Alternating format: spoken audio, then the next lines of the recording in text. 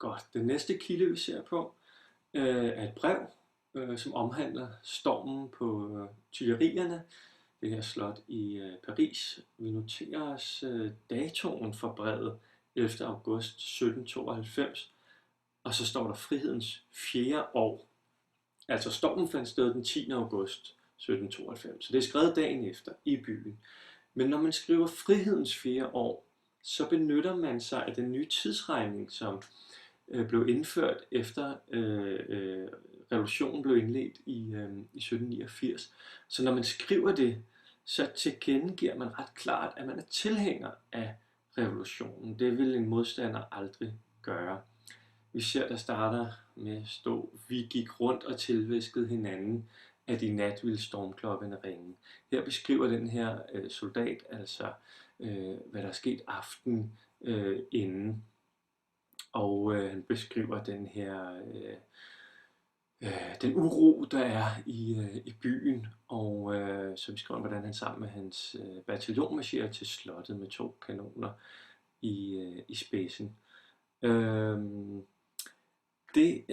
Konteksten, det er altså det her: Paris er på kogepunktet, man mistænker kongen for at være ledtog med fjenden, og nationalgarden er jo egentlig sat til at beskytte kongen, men loyaliteten, den ligger faktisk hos folket, hos revolutionen.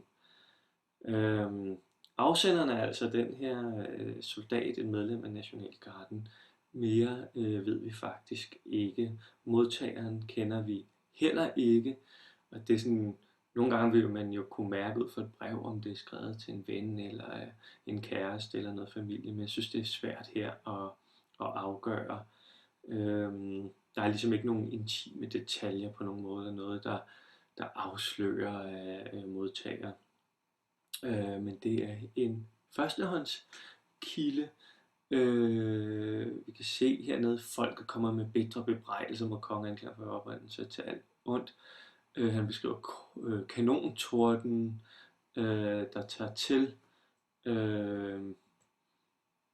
Og så er der det her med, han kan beskrive, at nogen hernede blev dræbt i slottets lejligheder, andre i haven.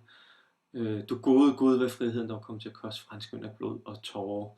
Han er simpelthen vidne til, at Schweizergarden bliver omringet, og de beder om noget barmhjertighed, men det var ikke muligt at berolige folket, der var rasende og harmdirrende over Schweizergardens illoyale optræden. Det er simpelthen fordi, at det er dem, som indleder kampen, kan man sige. Det er dem, der pludselig åbner ild mod dem, der er samlet sig foran slottet.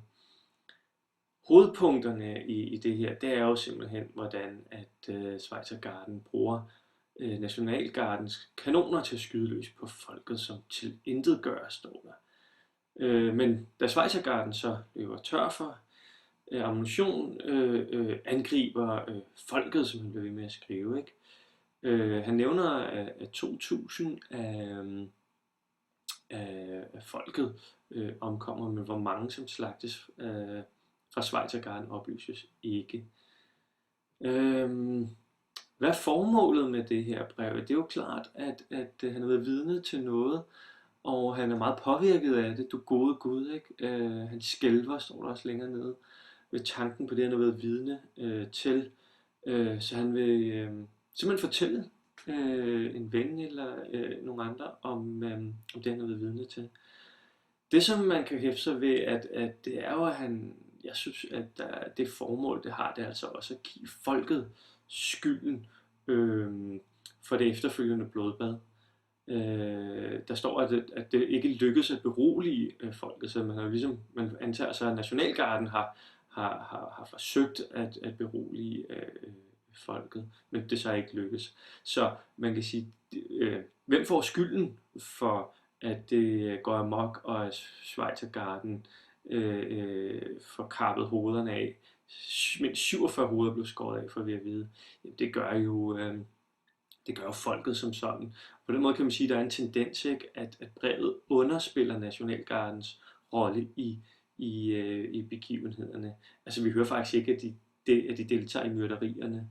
Og det er klart, at Schweizergarden også er får skylden, ikke? For de er jo, det er jo dem, der indleder med at vende kanonerne mod folket. Så der tegner sig, må man sige, et billede af et uregerligt folk, men der er også en klar anklage mod Schweizergarden, og så langer han også efter kongen, jo, ikke? Som, at det er altså folks bitre anklager, som får ham til at flygte. Hvad kan vi bruge den her kilde til? Tja, den siger jo i hvert fald noget om de kaotiske tilstande, hvor en nationalgarde vender sig mod landets overhoved, nemlig monarken, kongen. Hvem har magten på det her tidspunkt? Hvad er den legitime magt? Det ser ud som om alle institutioner er sat ud af kraft. Altså, hvem giver ordren til at skyde mod folket? Hvem styrer de angribende? Hvem beordrer nedslagningen? Ingen får vi rigtig, der er ikke noget af det her, der sådan besvarer som sådan. Og så hvad står tilbage? Jamen, det gør det totale kaos med tab af orden. Og der er de her grusomme detaljer om som hoveder på spyd, ikke? Og det er jo noget, der er med til at påvirke eftertidens oplevelse af den franske revolution. Så kilden belyser et magttomrum, det belyser en konge, der simpelthen må flygte, og den belyser vel også i høj grad, hvor splittet det her land det er, når nationalgarden går over på oprørernes side og hjælper dem simpelthen med at angribe et slot, hvor kongen befinder sig.